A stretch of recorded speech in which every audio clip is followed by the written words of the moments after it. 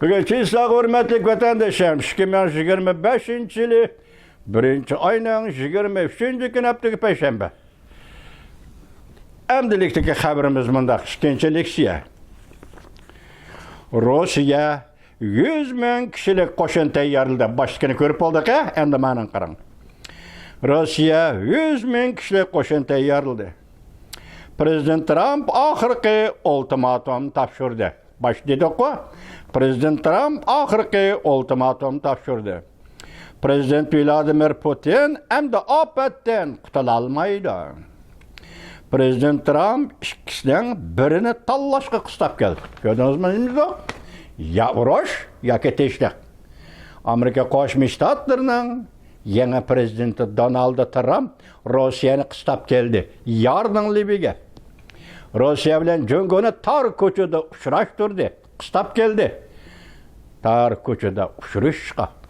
Ultimatumning yumshoq tarpi dedik va ultimatumning qattiq tarpi dedik. Endi bu yerda-chi tanlashga duch keldi Rossiya. Yoki urush yoki tinchlik. Agar xatolashmaydiganlar bo'lsa, agar tanlaydigan vaqtda, tanlaydigan chaqda kechiringlar, Rossiya xato tanlaydigan bo'lsa, Rossiya gumron bo'ladi. Ukraina Amerikaning o'sha paytda 200 ming kishilik armiyasining Ukrainaga kirib tinchlik saqlashiga murojaat qildi. Prezident Zelenskiyning huquqi va haqqi bor. Mushundaq deyishga xalqaro muhim kishilardan eng qudratli davlat Amerikadan tinchlik saqlash qismlarini talab qilish huquqi bor, chunki bu davlatning prezidenti. Zelenskiy mana bugunimda Rossiya Ukrainaga hujum qilishga 100 ming kishilik askar tayyorlabdi. Zelenskiy dal shu paytda Amerika Qo'shma Shtatlaridan 200 ming kishilik askariy qism avatib, Ukrainada tinchlik saqlashga murojaat qilibdi. Umid sadasi 1. ayning 23-kuni yetdi. Yana bir xabar. Prezident Trump rostilla qo'l soldi. Amerika Qo'shma Shtatlari davlat shakoti Marco Rubio kelar hafta Panamani ziyorat qildi. Bosh dedi-ku, Panamani ziyorat qildi. Mavzuli xabar 1. ayning 23-kuni Vanvit orbiti e'lon qilindi. Xabar mundaq boshlandi. Amerika Qo'shma Shtatlari prezidenti Donald Trump yaqinda Panamani qaytarib kelamiz degandi. Amerika politika orbiti bugun 23-kuni 3 nafar mushu xabardan xabardor Amerika amaldorlarining so'zlaridan naql keltirib mundaq ko'rsatdi. Amerika Qo'shma Shtatlarining davlat shakoti Marco Rubio tez bo'lganda kelar hafta Panamani ziyorat qildi. Davlat shakoti Marco Rubio 1. ayning oxiri 2. ayning boshlarida elib boradigan bu ziyoratida yana Guatemala, Salvador, Costa Rica va Dominika qatorliq davlatlarni ziyorat qildi. Amerika Qo'shma Shtatlari davlat mahkamasining bayonotchisi Tommy Brossi shu vaqt 22-kuni bu planni yoki bu ziyoratni dalilladi. Hamda bundaq ko'rsatdi. Davlat shakoti Marco Rubio G'arbiy yarim sharni ziyorat qilishni tanlab oldi. Bu yarim shar biz o'ltiraqlashgan G'arbiy yarim shardir.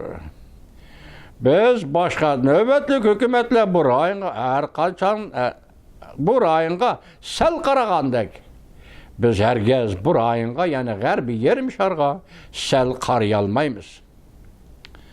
Bizga qo'shni davlatlar, bu davlatlar bilan uchrashimiz, bu davlatlar bilan ko'chmanlar masalasi va ta'minlash liniyasi va shundaqli iqtisodni taraqqiy qildirish tek muhim omillar ustida suhbat elib boramiz. Yana bir amaldorni faraz qilishcha davlat shakoti Marco Rubio bu qatimqi ziyorat orqali Amerika aliyul alaliq tashqi siyosatidagi kun tartib bo'yicha kam deganda 2 masalani qonunsiz ko'chmanlarni cheklash, Panama kanalını qaytırıp eliş meselesini muhakim kılıp. Kanunsuz göçmenler birla Meksika arkalık kilovatkan yokmuş. Latin Amerika'dan kilovatkan kanunsuz göçmenler var.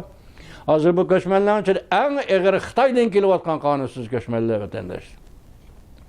Hazır bu doğrudaki siyasetini Prezident Trump konkretlaştırdı ve konkret icra kılvatıdı. Endi bir yerde başımda ayttık hazır Panama dedik. Birinci mesele dedik, şu meselenin qatarıdaki hazır Marco Rubio Latin Amerikası baş dedik. Sınıp girmek. Xitay bu Latin Amerika'nın arka oylusu sınıp girmek. Şu yergeci yetip geldiği hazır Xitay'ın kademi degende Amerikalıkla endi o işyar buluş gerek de vatandaş. Yani bir mavzuya dikkat kılırsanız, Prezident Trump agahlandırıp mındak dedi. Eğer bu ahval 101'den bolsa, 100%'den artık tamojne böce koyumen dedi. Mavzuda haber birinci ayının 21. günü Venmiyet orbiti ilan kılındı. Haber mındak başlandı. Pul muamele gazete Angliyanın birinci ayının 21. günü haber kılıp mındak görsetti. Amerika Qo'shma Shtatları Prezident Donald Trump mındak dedi. Cumhuriyet'in tamojni bece eliş tik-tak bilen imzalandıgan mülk hukuku kelişimiga bağlıq. Gördünüz mü? Tik-tak meselesi hazır Cumhuriyet'e baş koyuş ve yoki baş koymaslık meselesi beri takaldı degen gap. Ahırına alan vatandaşım. Prezident Trump bir türlük memuri buyruk ilan kılıp kişiler karışalıdığan video film işletsenisi tik-tak'ın Amerika diyene 75 gün faaliyet kılışı yol koydu. Ötkende biz galba kıldık, degen bir tok, tik-tak mağlup oldu. Cumhuriyet Kompartiyası Uygurlarını bırmılap teşvik kılışlar. Koştuluk işletken yaki bir çalmadı iki pahtakını sokkan degen edi o vatandaş. O galbimiz şu anda ahırlaştı hem de. Yani meyada ikinci günde hem de yan prezidentimiz Donald Trump'ın siyaseti bilen tik-tak degen bu sahneye, teşvikat sahnesine 75 günlük mühlet verdi.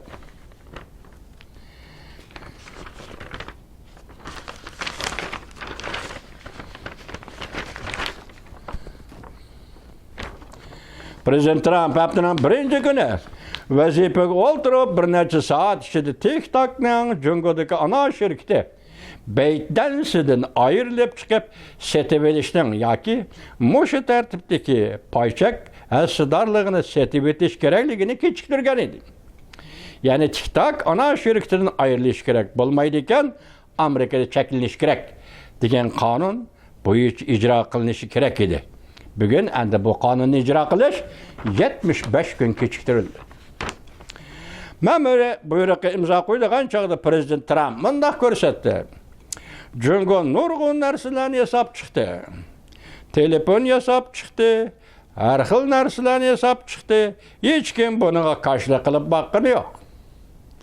Lekin kişiler tik-tak karşılık payda kılışka başladı. Muhbir sual koydu.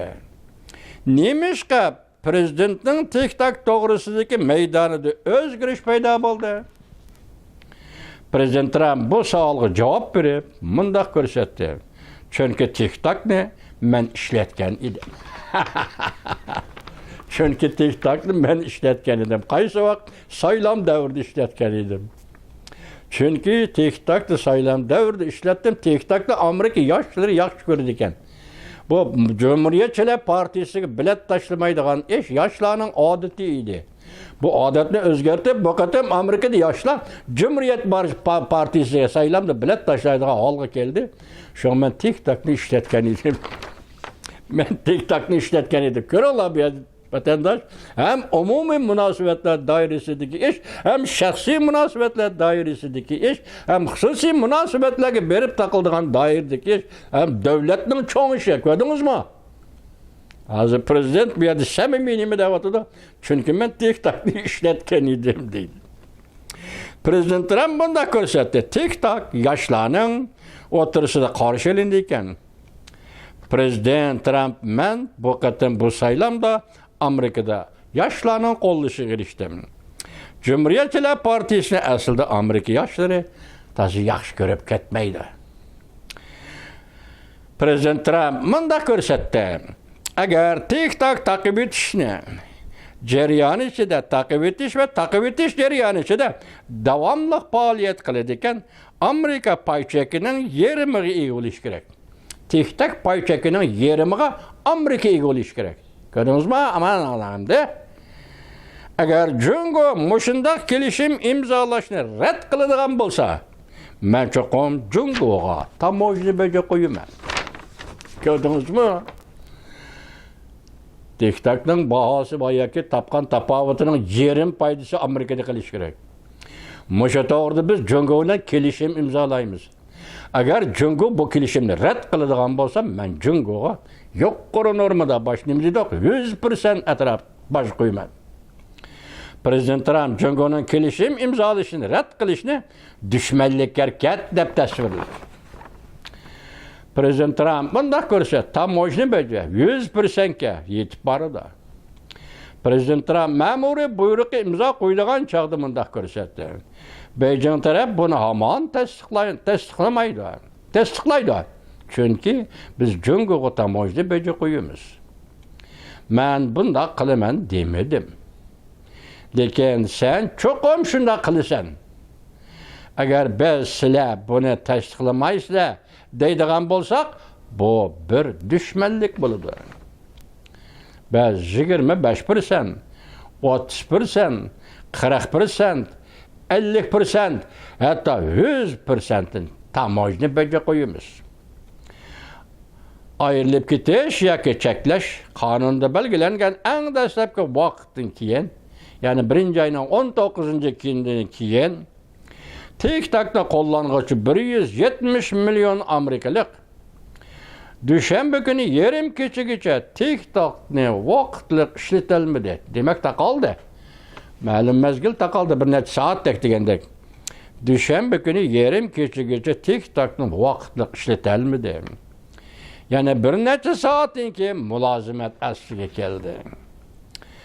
Prezident Trump bunday ko'rsatdi. Agar TikTok davomli faoliyat qiladigan bo'lsa, Amerika TikTok tijorat foydasining yarmiga erishishi kerak.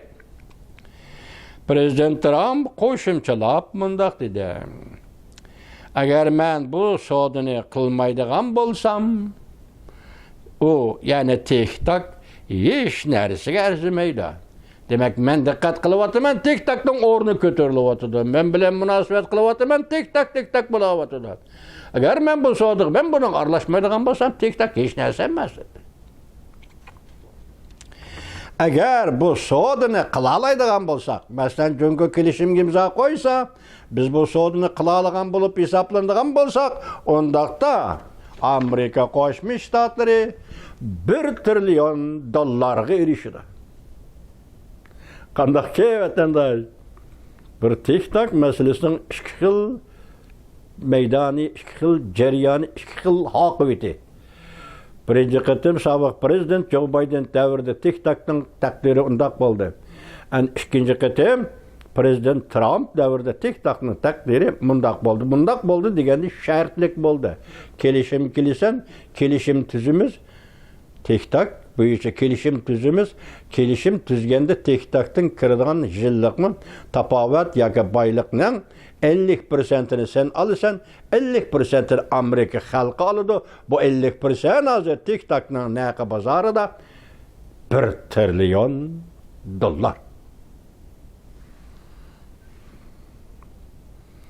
Bugungi leksiyalarimiz tugadi vatandoshlar. Xush vaqt bo'linglar.